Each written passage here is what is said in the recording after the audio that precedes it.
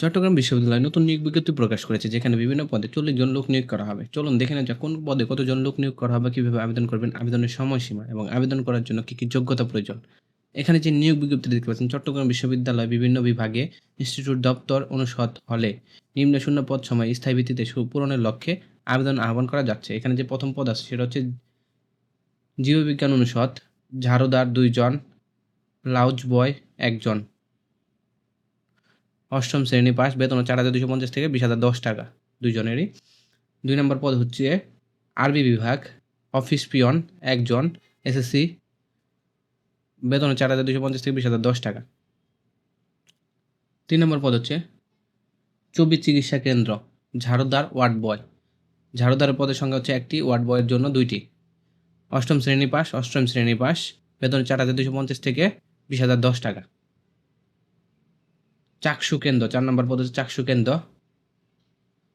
ভোজনালয় সহকারী 2টি, অষ্টম শ্রেণী পাস, সহকারী পাচক 1টি, অষ্টম শ্রেণী পাস, এবং কমন রুম বেয়ার 1 জন, এসএসসি পাস, বেতন হচ্ছে 8,250 থেকে 20,010 টাকা।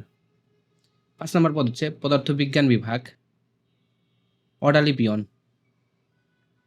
1টি, এসএসসি পাস, কার্পেন্টার 1টি পদ, অষ্টম শ্রেণী পাস, বেতন 4,250 থেকে 20,010 টাকা। 6 নম্বর পদ হচ্ছে গ্রন্থাগার দপ্তর, শটার 1টি, অষ্টম শ্রেণী পাস, বেতন হচ্ছে 8,800 থেকে 21,310 টাকা।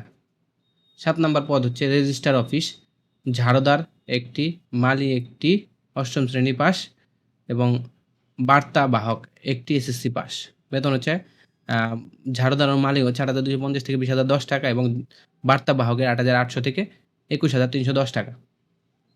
8 নম্বর পদ হচ্ছে হিসাব নিয়ামক অফিস, ক্যাশ সরকার 1টি, SSC pass, peon, office peon 2টি, এসএসসি পাস, বেতন হচ্ছে 8,250 থেকে 20,010 টাকা। 9 নম্বর পদ হচ্ছে নিরাপত্তা দপ্তর, প্রহরী 3টি, অষ্টম শ্রেণী পাস, বেতন 4,250 থেকে 20,010 টাকা।